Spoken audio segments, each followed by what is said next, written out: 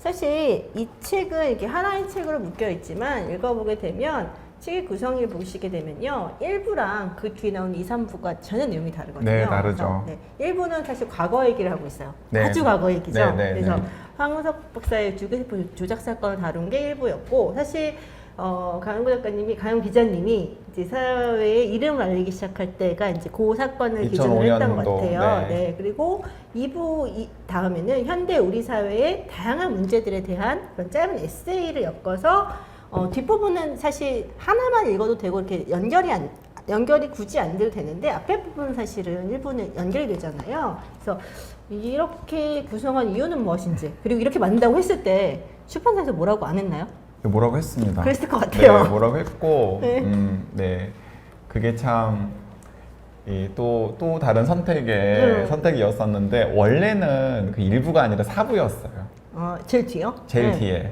제일 뒤에, 그 앞에 최근에 쓴 과학 칼럼들을 모으고 난 다음에, 저널리스트 강량구의 대표적인 활동이었다라고 할 수 있는 2005년의 황우석 사태에 대한 후기를 후일담 형식으로 끼워 넣으면 어떨까라는 게 출판사의 의견이었고, 사실 출판사에서는 내심 그 부분을 빼기 잘했을 것 같아요. 빼도 왜냐하면 이게 되게 호불호가 갈렸던 사건이었잖아요. 빼도 네. 왜냐하면 그렇죠, 호불호가 갈리죠. 갈릴 수 있고, 왜냐하면 논란이 됐던 사건이었기 때문에. 그러니까 이제 세상 일이라는 네. 게 그렇잖아요. 제가 한 이제 44년 살아보니까 네, 44년 살아보니까 그렇던데, 모든 게 다 진실이 명명백백하게 밝혀졌어요. 그럼에도 불구하고 그 진실이 밝혀지기 전에 진실이 아닌 쪽 편에 섰던 사람들은 겉으로는 그래 뭐 진실이 그렇게 밝혀졌으니까 어쩔 수 없죠 라고 하면서도 속으로는 꽁에 있는 거죠. 그래서 그 진실을 밝히거나 혹은 진실을 밝히기 위해서 노력했던 사람들에 대해서 비호감을 가지고 있게 돼요. 이게 세상 살아보니까 그래요. 껄끄러운 거죠. 네, 껄끄러운 거죠. 그래서 그 당시에 그 여론조사 수치가 이런 수치가 있었어요. 2004년에 황우석 박사 2004년에 2005년에 황우석 박사의 연구를 둘러싼 여러 가지 논란이 있었을 때 전 국민의 97%가 황우석 박사를 지지한다라고 하는 여론조사 결과가 있었거든요. 사실 저도 예전에 한번 황우석 박사가 강연하던 데 가서 취재한 적이 있었거든요. 네. 근데 어떤 느낌이었냐면은 정말 그 왜 사회비교주 집회 느낌 있잖아요. 믿습니다 하는 네네. 그런 분위기였어요. 그래서 아무 말 할 수 없는 네, 맞아요. 그런 느낌이었거든요. 그 여론조사를 해보면은 97%가 황우석 박사 편이니까 나머지 3%는 오차범위를 생각하면 의미가 없는 숫자잖아요. 응답 안 한 사람일 수도 네, 있어요. 의미가 없는 숫자일 수도 있고, 그리고 당시에도 그 황우석 박사의 그 논문이라든가 연구가 조작이라는 이야기를 제가 했었을 때 지금 이름만 들으면 알만한 선생님들 중에서도 저한테 이제 최소한 애정이 있으셨던 선생님들이죠. 그래서 강 기자가 황우석 박사의 연구윤리나 생명윤리 부분에 대해서 줄기차게 지적한 것에 대해서는 의미가 있다고 생각하고 오케이. 하지만 황우석 박사의 연구의 진실성이라든지 논문의 진실성에 대해서까지 문제 제기를 하는 것은 너무 나갔다라고 생각한다라고 진지하게 충고를 하셨던 분들도 계시거든요. 사실 솔직히 생명윤리나 이쪽 문제는 정말 문제가 많았기 때문에 누구라도 좀 저건 좀 너무하지 않냐라는 생각을 하고 있었을 텐데, 솔직히 말하면 과학자들 입장에서는 설마 그렇게 네. 그 결과 데이터를 조작을 했을까? 사실 그거는 과학자들이 쉽게 생각하지 못하는 부분에서 더 그랬을 수도 있을 것 같아요. 맞아요. 그래서 그때 그 저한테 진지하게 충고하셨던 분 중에서 나중에 공개적으로 사과하신 분은 딱 한 분밖에 안 계십니다. 지금 국립과천과학 관장님으로 계시는 이정무 관장님. 네, 그때 이정무 관장님께서도 당시에는 그 황우석 박사 연구의 진실성이나 논문의 진실성까지 파고드는 건 너무 오보다라고 저한테 충고를 하셨었는데, 이제 나중에 모든 진실이 밝혀진 다음에 이정무 관장님께서는 자기가 정말 좀 진실을 제대로 보려고 하지 않았다라고 공개적으로 저한테 사과를 하시기도 하셨죠. 근데 이제 그런 배경이 있는 상황에서, 그런 맥락에 있는 상황에서 이제 그걸 처음부터 끝까지 쭉 한번 다시 제 입장에서 회고를 하는 거잖아요. 그러니까 그게 상당히 많은 사람들한테는 불편할 수 있었겠죠. 그렇죠. 그래서 출판사 입장에서는 4시에 맨 뒤에 넣거나 안 보이는데 넣고 싶으신 네, 그런 거군요. 4시 맨 뒤에 넣거나 아니면 뺐으면 어땠을까라는 마음이 있었던 것 같고 근데 제가 강하게 넣어야 된다라고 우겼죠. 나중에는 책을 만들다가 보니까 아예 그냥 앞으로 넣어야 되겠다라는 생각이 드는 거예요. 왜냐하면 그러니까 저널리스트 강량구 그리고 혹은 과학 비평가 강량구의 정체성을 가장 압축적으로 잘 보여주는 사건이 바로 그 사건이었고 또 그 다음에 한 17년 동안에 저널리스트 강량구 혹은 과학 비평가 강량구에 좀 활동을 좀 애고하는 에피소드라는 생각이 들어서 아 이걸 그냥 앞에다가 딱 넣었으면 좋겠다. 강양국 탄생 비화 뭐 네, 이런 라고 거죠. 저는 네. 우겼고 아 그때 그 출판사 편집자님께서 제 의견을 듣지 말았어야 했어요. 왜요? 이제 와서 그러니까 이게 엇갈림이 있었는데 표지 사진은 제가 그 편집자 선생님의 제안을 듣지 말았어야 했고 그 편집자 선생님은 그 황우석 사태 에피소드를 맨 앞으로 빼는 것을 듣지 말았어야 했어요. 그래서 근데 그 두 번의 엇갈림 때문에 아 실제로 그 부분이 좀 부담스러웠다 혹은 싫었다 혹은 왜 그랬어라고 정말 많이 예, 이야기하시는 사실 분들이 있더라고요. 처음 저도 이거 봤을 때 그리고 저는 처음에 이 책을 봤을 때 앞에 황우석 박 사건이 나오길래 그 얘기가 쭉 가는 줄 알았어요. 네. 그리고 쭉 가는 줄 알아서 그래서 지금은 어떻게 됐나라고 했는데 갑자기 2부에서 분위기가 바뀌어서 다른 이야기가 나오더니 그 얘기는 더 이상 안 나오고 네. 분위기가 완전히 반전이잖아요. 사실 저는 그래서 다른 이야기라고는 생각하지 않는데 좀 따뜻해지죠. 네, 시선이 네, 너무 네, 시선이 좀 따뜻해지죠. 그래서 네. 보통 그런 시선이 바뀌면서 관점에 약간 적응할 시간이 필요했거든요. 네. 그래서 이걸 왜 한 책에 넣었을까라고 생각을 했었는데 결국에는 뭐 작가님의 고집을 누가 꺾겠습니까? 네. 그래서 제가 교훈을 얻었죠. 네. 그 항상 책을 만들 때는 특히 책의 구성과 관련해서는 전문가 의견을 들어야 된다. 그러니까 뭐든지 전문가가 뭐든지 전문가가 의견을 괜히 있는 게 들어야 된다. 아니에요. 네. 또 편집자 의견을 들어야 된다라고 네. 생각을 했고 지금도 좀 후회를 하고 있습니다. 근데 사실 그때 여러 가지 얼마나 이제 험한 일을 겪었고 또는 얼마나 그런 많은 갈등이 있었는지는 이 책을 보시면 나와 있는데 네. 사실 여기서 제가 이제 생각했던 게 황우석 박사의 그 줄기세포 조작 사건 이후로 이 사실 생명윤리나 혹은 과학자의 윤리에 대한 이야기들이 우리나라에서 본격적으로 이제 토론이 됐던 것 그렇죠. 같아요. 네, 생명윤리, 생명윤리법도 연구윤리. 생기고, 네. 그래서 보통 이제 지금은 왜냐하면 제가 그걸 느꼈던 게 사실 저도 이 비슷한 그러니까 사실 저는 시험관하기 했기 때문에 그 생명윤리 어느 정도 제가 몸으로 겪으면서 했을 때 사실 제가 15년 전에 이걸 했을 때는 그런 윤리적인 보호를 받고 있다는 생각이 거의 안 들었었거든요.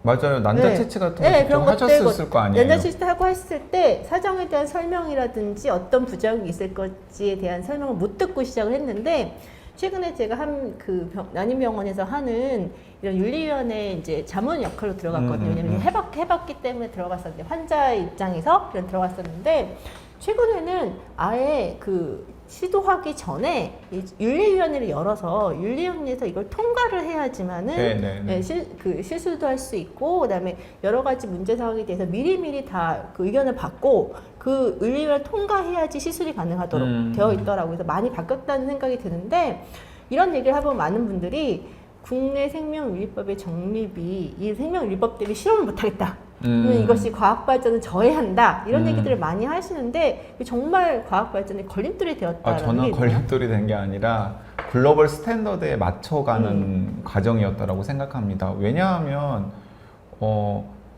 미국이나 유럽 같은 곳에서는 이미 다 하고 있었던 일이거든요. 그리고 만약에 그 황우석 사태 혹은 황우석 사태를 계기로 해서 연구윤리나 생명윤리와 관련돼서 법이라던가 혹은 과학자 사회 공동체 내에서의 그런 제도적인 개혁이 없었다면 그 뒤로 비슷한 스캔들이 계속해서 많이 있었으리라는 생각이 들고요. 그런 스캔들 때문에 오히려 우리나라 생명과학 발전, 생명과학이나 혹은 과학기술 발전에 발목을 잡는 일이 굉장히 많았으리라고 생각해요. 사실 그 윤리란 원래 이런 생명과학이나 의학의 발전이라는 게 사람을 위해서 시작을 하는 건데 그 과정에서 사람을 희생시킨다는 게 굉장히 모순이거든요. 네, 그래서 그 제가 최근에 그 2017년에 고3이었다라고 하니까 아마 지금 대학생 혹은 대학원생 정도 되는 친구였을 텐데 그 친구가 올해 초에 제가 강량구의 강한과학이라고 하는 책을 냈는데 그 강량구의 강한과학은 이제 과학고전을 제식으로 읽어보는 그렇죠. 책이거든요. 근데 거기에 그 제임스 왓슨의 이중나선에 대해서 제가 이제 비판적인 독후감을 실었어요. 근데 알다시피 제임스 왓슨은 그 1953년에 그 DNA 이중나선 구조를 처음 프랜시스 크릭이랑 확인을 해서 같이 이제 논문을 네이처에 발표를 해서 뭐 지금 생존해 있는 생명과학자 중에서 가장 유명한 사람 중에 하나이죠. 근데 이제 그 당시 그 이중나선을 보면은 그 이중나선에는 어떤 내용이 들어있냐면은 본인이 DNA 이중나선 구조를 확인하기 위해서 그래서 로잘린드 프랭클린이라고 하는 당시에 같은 캠퍼스 내에 있었던 여성과학자의 거의 훔쳐오는 네, 시죠. 훔쳤죠. 예, 그 엑스선 회절 사진을 훔친 에피소드 같은 것도 근데 자랑스럽게 그걸 자랑하잖아요. 네, 자랑스럽게 음. 이렇게 내놓고 있고요. 그리고 또 그 로절린드 프랭클린이랑 같이 근무하는 이제 윌킨슨이라고 하는 결과적으로 로절린드 프랭클린은 죽고 그 윌킨슨이랑 프랜시스 크릭이랑 제임스 왓슨이 DNA 이중나선 구조를 정립했다라는 이유로 노벨상 받았죠. 노벨상을 받는데 그 윌킨슨의 연구 정보를 빼돌리기 위해서 내 여동생한테 윌킨슨이 관심이 있는 것 같은데 맞아요. 둘이를 한번 다리를 놓아줄까? 미인계를 쓰죠. 미인계를 쓰자. 미인계를 써야 되나? 뭐 이런 이야기들이 있단 말이에요. 그래서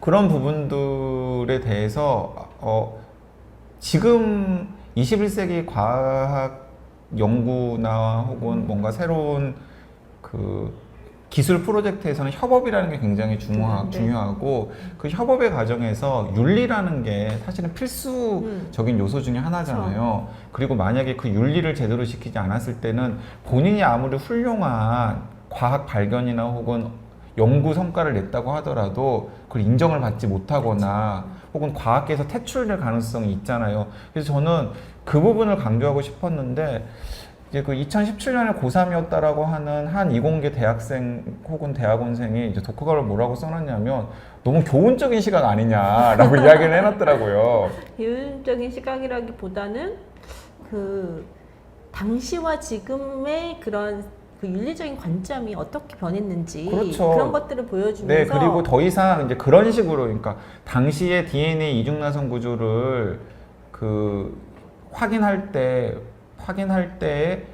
제임스 왓슨이나 프랜시스 크릭처럼 연구를 해서는 오늘날은 안 된다라는 걸 절대로 안 된다라는 걸 강조를 하는 것인데 이제 그걸 그런 식으로 받아들여요. 그래서 저는 여전히 괴리가 있구나. 여전히 과학 연구에서 윤리라는 게 얼마나 중요한지에 대해서 실제로 학교 현장이나 혹은 대학원에서 연구를 수행하는 학생들에게 제대로 전달이 안 되고 있구나라는 생각이 들었어요. 사실 그 어쩔 수 없는 것 같아요. 실적주의, 네. 성공 신화, 또 게다가 예전에 이제 이기적 유전자가 우리나라에서 그렇게 뜬 이유 중에 하나가 그 내용 자체를 사람들이 이해를 잘해서가 아니라 이기적 유전자가 잘못 생각해 보면 그 대를 위해서 손을 희생해도 좋다 이런 의미로 읽혔기 때문에 이게 유교적인 사회에서 받아들이기 굉장히 쉬웠다라는 얘기를 봤거든요. 그래서 이런 식으로 뭔가 이제 아직도 그렇게 우리는 뭔가 성공하기 위해서 작은 희생은 혹은 누군가를 소외시키는 것이 어쩔 수 없다라고 생각하는 경우가 많은 것 같아요. 맞습니다. 그래서 저는 황우석 사태를 계기로 해서 우리나라 과학 연구에서 윤리의 중요성이 강조가 되었고 그게 법 제도로 자리를 잡았고 또 과학자 공동체 내에서 내가 연구를 제대로 수행하기 위해서는 그리고 글로벌 스탠더드하게 인정을 받기 위해서는 윤리를 어쩔 수 없이 고려할 수밖에 없겠구나 라는 계기가 되었다라고 생각하는데 그 부분이 저는 굉장히 중요하다고 생각합니다. 사실은 그 최근 우리나라의 경영사 이제 성공을 위해서 뭔가 희생을 하고 윤리적인 면들은 어쩔 수 없다라고 치부하는 경우가 많은데 사실 그것이 장기적으로 보기에는 오히려 그 결과가 우리한테 더 악영향을 미칠 가능성이 높다라는 것들을 생각을 하신다면 조금 천천히 가더라도 윤리적인 그런 기반들은 다져주고 가는 게 좋다는 이야기들을 해보면 좋겠습니다. 네, 그게 돌아가는 것처럼 보이지만 사실은 돌아가는 게 아니라는 거죠. 그렇죠. 다지고 가는 거죠. 네. 그런 느낌을 가보면 될 것 같은데요.